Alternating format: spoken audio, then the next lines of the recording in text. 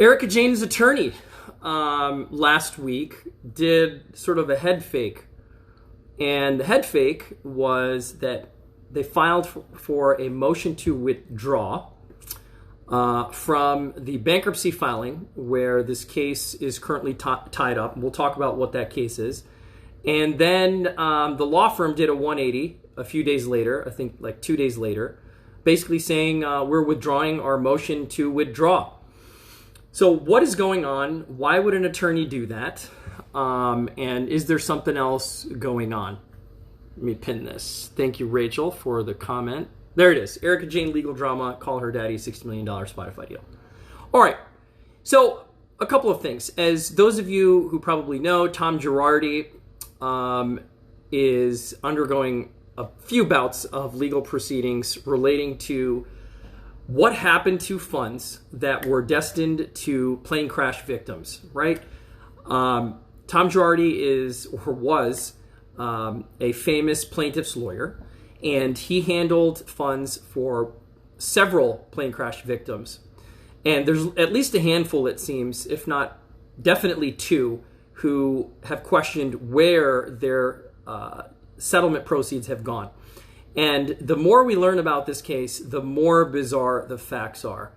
Recently, in the past month or two, Tom Girardi has claimed that, he's got some dementia or that he's not fit to stand trial or that he is otherwise incompetent to manage his financial assets and therefore had requested a conservator and some fact findings on his mental state. And I think there have been some fact findings on his mental state that he's got Alzheimer's disease, and nevertheless he's under a conservatorship. And the 80-year-old lawyer is currently in insolvency bankruptcy, and I think his brother is essentially managing his finances.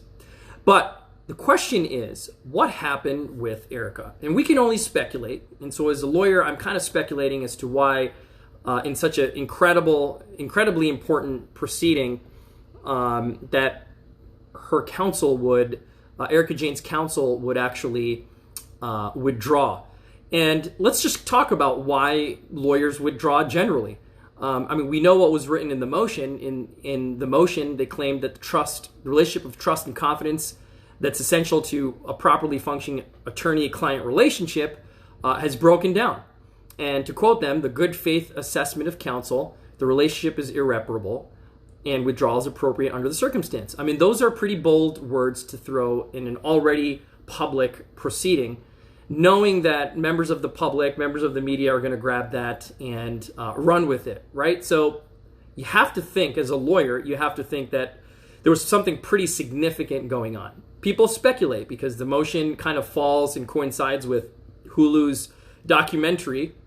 It was produced by ABC, of The Housewife and the Hustler, which really is about Tom Girardi and his legal practice, and specifically how much Erika knew about the fraud and the alleged crimes prior to her filing divorce. So, query, by the way, the timing of this all, and whether the lawyers discovered something or, did some due diligence and decided that there was no way that they were going to represent Erika because they believed that maybe she did have knowledge of this and that this would just turn completely upside down.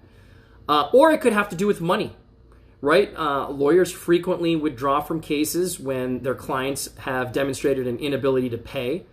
Granted, this was early on, but if you run out of funds early, late, at any point in stage in the game, lawyers can certainly withdraw from representation. Judges don't mandate that lawyers work cases for free. Typically, a motion to withdraw, if it's filed, oftentimes gets granted unless it's met with some fierce opposition because there's a trial coming up or there's a hearing coming up and it's too close in time for an attorney to substitute in and do a good job. And so it might impact the competency of representation, and therefore judges can sometimes not grant those motions. But generally, they are granted. I believe this motion was filed without client consent. And somebody can correct me if I'm wrong on that. But I believe the lawyers just filed it. They did not ask for, Erika to give them permission to withdraw, which tells me that there was a little bit of a rift, some sort of attorney-client relationship breakdown, as the motion astutely describes.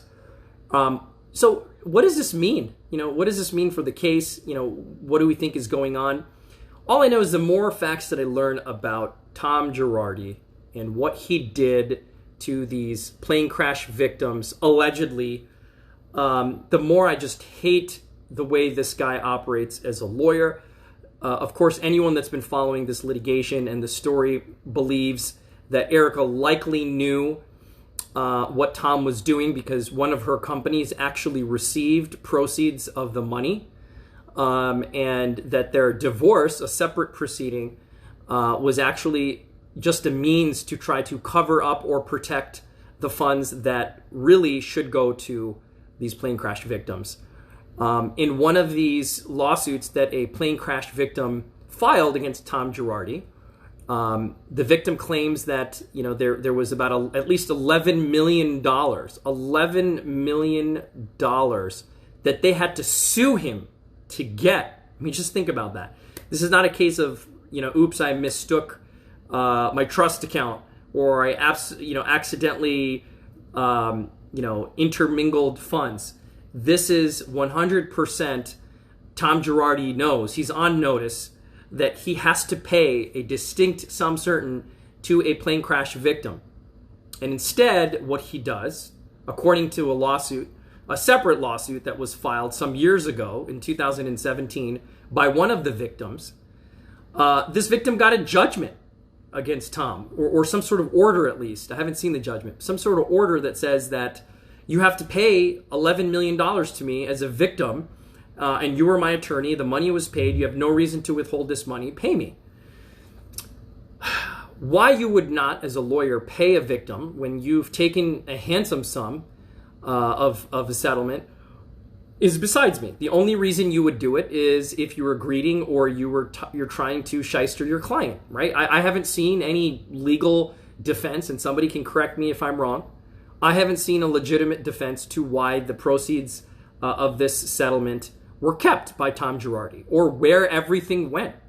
And if anybody knows where this money went, other than to Tom and to Erika to fund a lavish lifestyle, that's the accusation. If anybody knows where it went, their guess is as good as mine. But the point is, at least one of these victims has specifically said, that they were told by Tom that he was going to pay $11 million. And initially, apparently, Tom tried to convince this client that, they should invest the money and that Tom would pay them, pieces of the settlement over time, which is totally, totally wrong. Hey, Faces by Bravo, how are you doing? Thanks for joining. Let me know if you want to join the live. Would be happy to have you. Just request to be added to the live, and happy to do that. Anyway, so why on earth a lawyer would backtrack on their ethics and try to invest settlement money against your client's interests, and just request that they pay the client over time and essentially gamble with their money to try to make more money, is totally besides me. It's unethical to do. It's questionable at the very least. Just pay your victims their money. Pay them the money. That's it. That's all you have to do. You don't need to do anything else.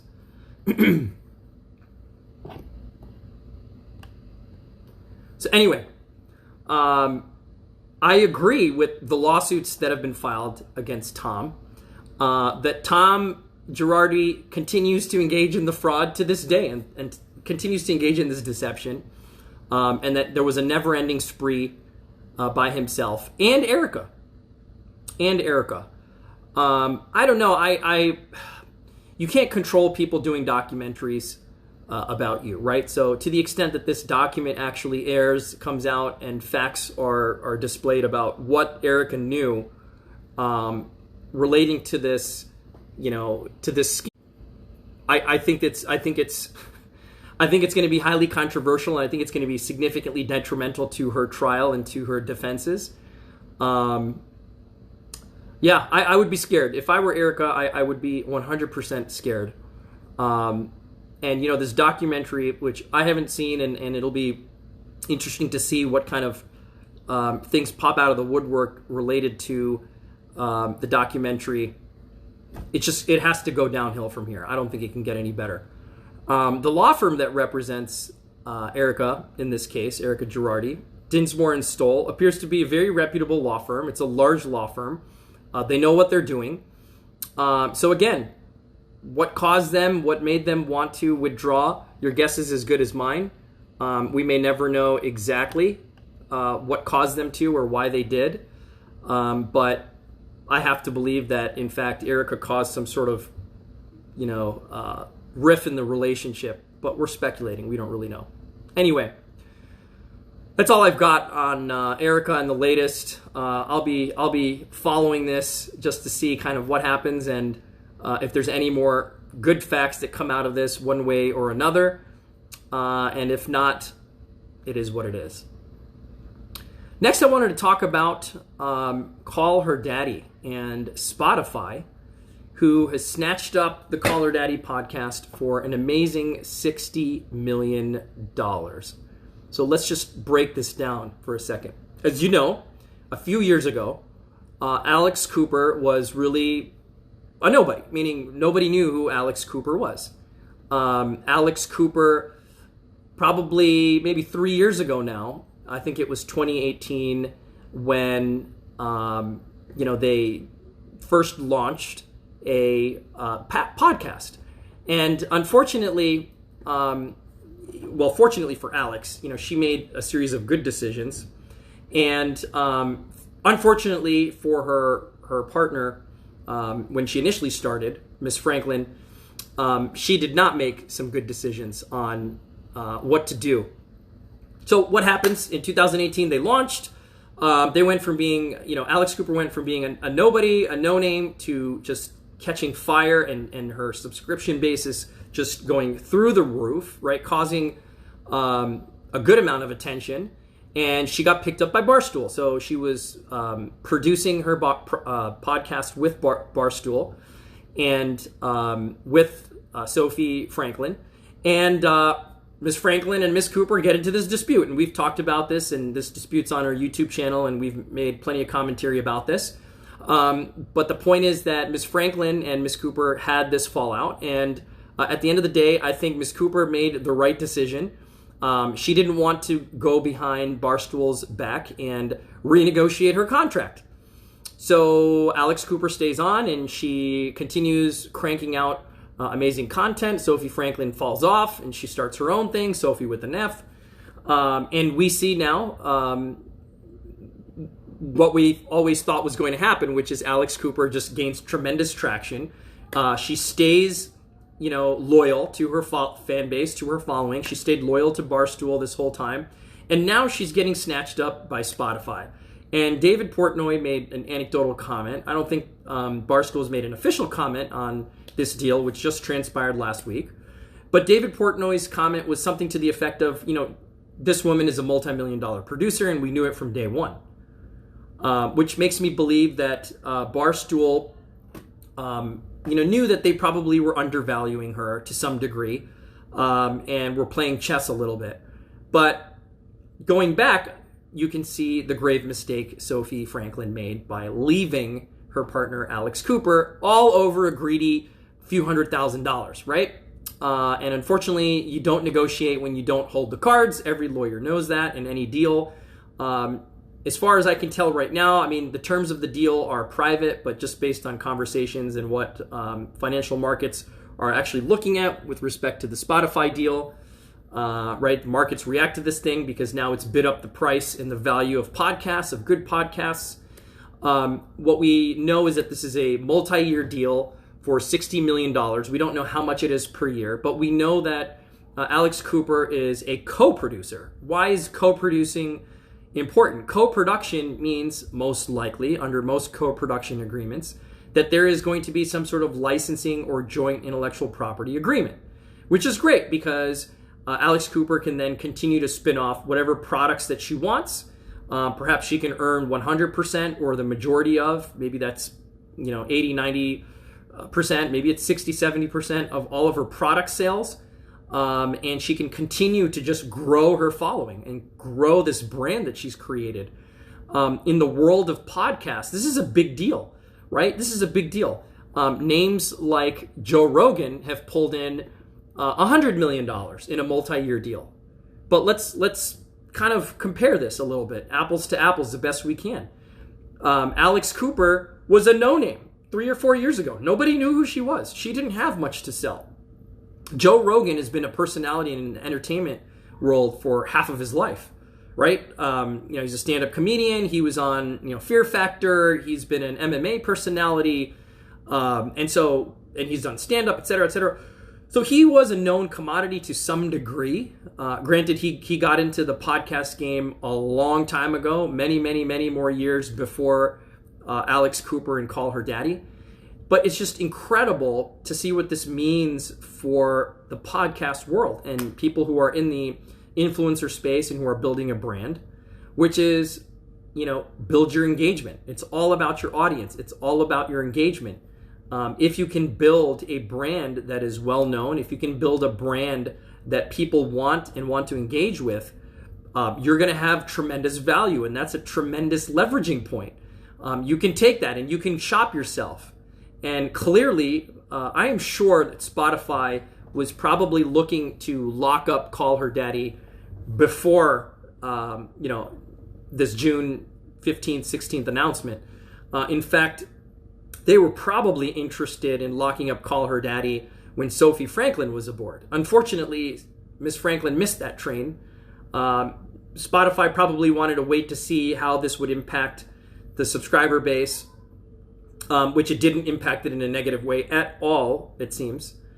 And I think Alex Cooper is going to continue to just hit home runs after home runs. I'm sure she's going to get some pretty big sponsorship opportunities. I'm pretty sure there are going to be bigger brands that approach her.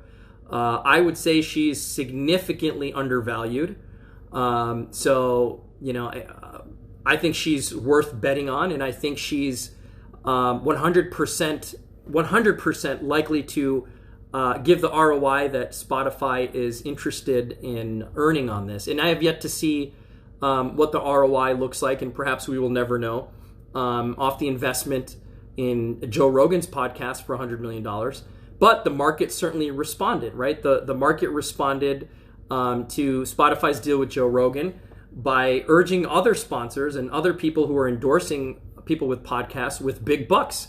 So essentially, this is going to up the value of anybody with a known product, with a known name who's commoditized, and it's going to attract eyeballs. And there's no question that this is not simply a fad and that this is going to die off. I know from reading Spotify's financial projections and just reading what Market Watch and some of these other players, what they have to say about Spotify's decision to pay, potentially more than $60 million, but at least $60 million in a multi-year deal, that Spotify has gained a tremendous amount of market value. Spotify, as you guys know, they have premium and they have the ad-free / premium subscriptions, but they also have free content. So advertising continues to be a tremendous way